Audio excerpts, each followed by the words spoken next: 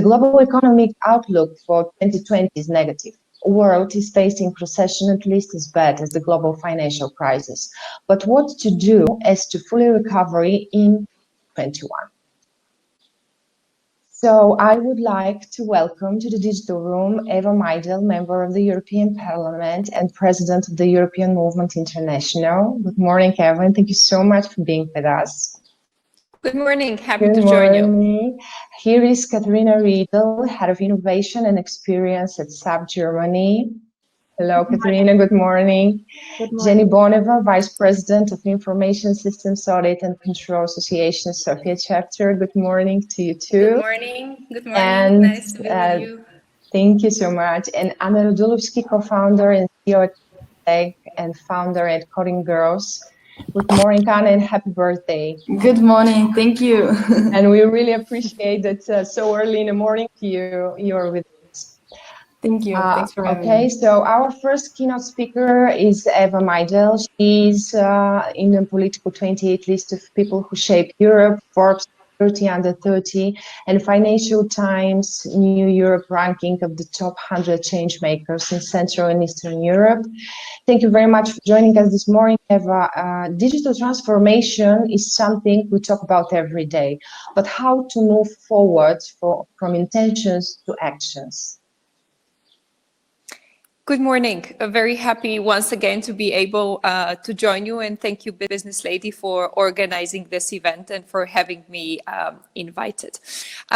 Digital transformation can take a number of ways to unfold, a number of ways and projects to invest in. And today I would focus on one of them, which is data. But before I get to the core of the subject, I just want to highlight a quote by a very well-known Bulgarian who does not come neither from the tech sphere nor from the business, because back at the time when his actions were being known and renowned, there was no tech sphere and no business sphere. However, his quote, and the Bulgarians would know that they're part of this forum today, would know who I mean. However, his quote back then holds a lot of truth today, and especially when we talk about digital transformation. And this is that it is deeds that we need, not words. And I would say it's actionable deeds. It's this actionable deliverables that we need to create rather than talk. Over the past couple of years, there's been a lot of action, but also a lot of talk about the need for Europe to advance in technologies, to digitally transform industries. But I think actually, if we just look over the past couple of months, the recent months, we saw that the digital transformation moved actually from words on paper to actions on the ground. Many companies invested in constrained resources they had into purchasing and implementing digital solutions so that they're able to run their business remotely. I was often talking to a couple of colleagues, and we were saying that nowadays it was not the CTO or the CEO who actually pushed the company to excel in technologies and to, so to say, push the button of the digital transformation. It was actually COVID-19 and the lockdowns that had forced a number of companies to actually excel into adopting technologies. And I think many of those companies saw that if they would have not technologically transformed and pushed that button, there would have been the difference between those that excel and those that have a growth strategy and those that are on the brink of survival and perhaps even bankruptcy. So this is why the title of my speech today is focused on the shift from words to actionable deeds. I mean, these deeds that will help us deliver regulation, and it would also, most importantly, enable innovation. 1 year ago, I started my second mandate as a member of the European Parliament. we had a very thorough outline of what Europe needs to succeed in its digital future.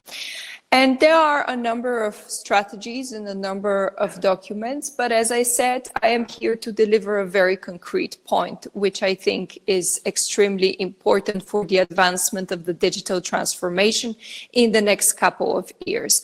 And this is the need of Europe for a single market for data. One of you might ask, but why exactly data?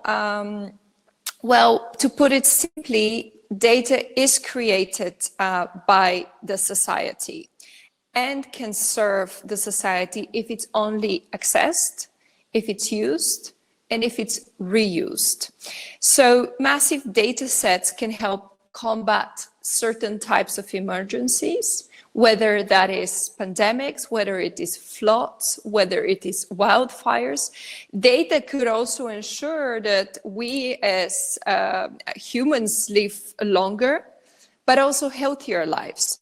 And most importantly, it could improve the way we live by improving public services. It could tackle certain environmental challenges and, most important, climate change challenges.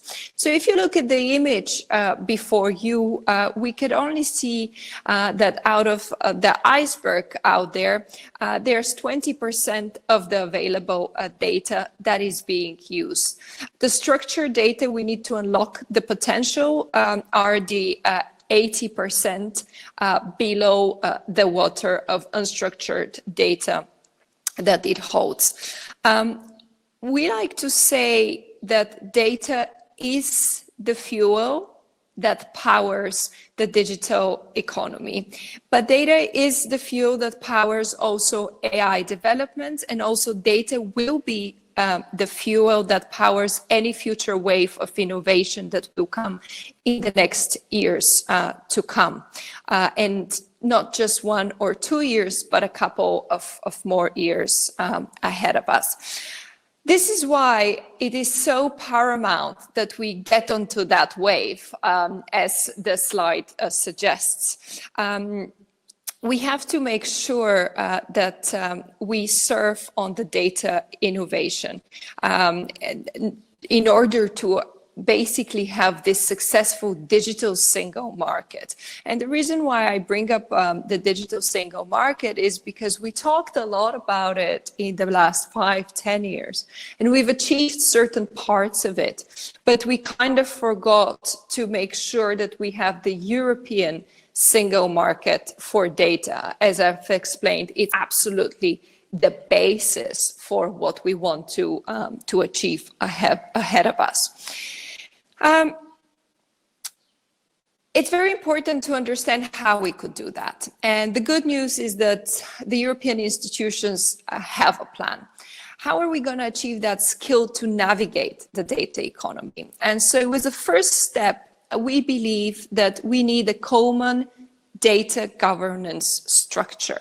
Such governance structure should support decision on what data can be used in and in which situations. It will make sure to facilitate the cross-border data use, and it will prioritize interoperable requirements and standards within and across sectors. This will help us basically create the common governance of the data market in Europe, and at the same time have common governance rules for the market of goods. I am part of the European Parliament's team as a representative of the largest parliamentary group, the EPP group in the European Parliament, of being the rapporteur for this data strategy that could help us advance the data market. But it is also a topic that will make sure that it will dominate our agenda for the next few years. The second thing we want to do is to make sure that we empower SMEs and startups to use data by providing access to high-value data sets. We're in the last stage of this initiative, which will make data be available across the Union for free and in a machine readable format.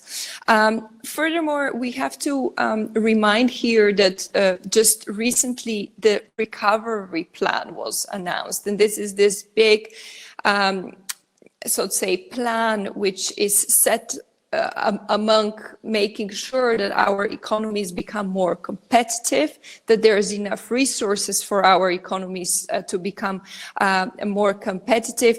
And so we want, through those resources provided in that plan, make sure that we enable innovation for small and medium enterprises, for startups, for mid-caps, via certain programs such as Horizon Europe, which stands for the largest program in the world that funds research and innovation. And thirdly, why we need and how we can facilitate the European market, single market for data, is to create European data spaces. And those data spaces should facilitate the opportunity to have a large pool of data where we could use the data on one hand for health, to accelerate health research for future health emergencies or to tackle already existing health issues. On the other hand, to tackle climate problems and climate issues, but also most importantly, something that would help us get to that digital transformation is also heavily invest in energy efficiencies, not just for buildings, but most importantly for companies, for whole processes, basically enabling us on one hand to save money, but on the other hand to better manage our money. And lastly, all this available data will give us the invaluable opportunity to rapidly draw conclusions on previous events and forecast what challenges could occur in the future. So basically investing in better prepared companies, more resilient institutions, and allowing us to have that foresight that is so needed in the very challenging times we need. And so this would be the three main the three main areas where we would like to help to unlock that data, to make it available for institutions, companies, all sorts of businesses, but also citizens. However, we have a small challenge, one of many, of course, but I want to emphasize on one of them, or actually on two of them. I often say that people are the most valuable resources in the economy because they're the ones behind the inventions, but also behind the innovation. So what is so necessary is that we make sure we invest in skills, in better prepared professionals. Europe is still lagging very much behind in having enough digitally skilled people. So the aim is, as we could see from the slide, by 2025, to have at least 65% of the Europeans having better digital skills, and make sure that education and training are basically at the most high level there is for preparedness of professionals. We often tend to think that once we conclude our studies, we've taken out all the necessary experiences and skills, but this often proves not to be the case. And so finally, I want to conclude as the event would suggest, I believe that we would need many more women being active in the sector. I think many of the ladies, if not all, that are present here today serve as role models within their societies, within their companies, to other girls that would like to achieve the same career path. But I think we need to be more vocal about what you do, explain it perhaps better, participate in various initiatives that could trigger the interest of girls to be part of the sector. Data shows that if more women enter the digital jobs market, we'll get to a very increased GDP per year for the European economy, amounting to 16 billion euros. So there is a huge potential out there. We just need to, on one on one side, figure out the legislative and technical details, but on the other hand, make sure that we have the workforce that is prepared to do so. So I'll leave you up on that note, because I've talked a lot. And as I started, I said, I think what's more important nowadays is the actionable deeds and not the words. We've talked enough, we have our plans. So let's make sure we have that direction, we have the tools, and let's act now. Thank you very much. Thank you very much, Eva. So, single market of data, EU data space, free access to data across Europe, more women in digital, and invest in skills, right?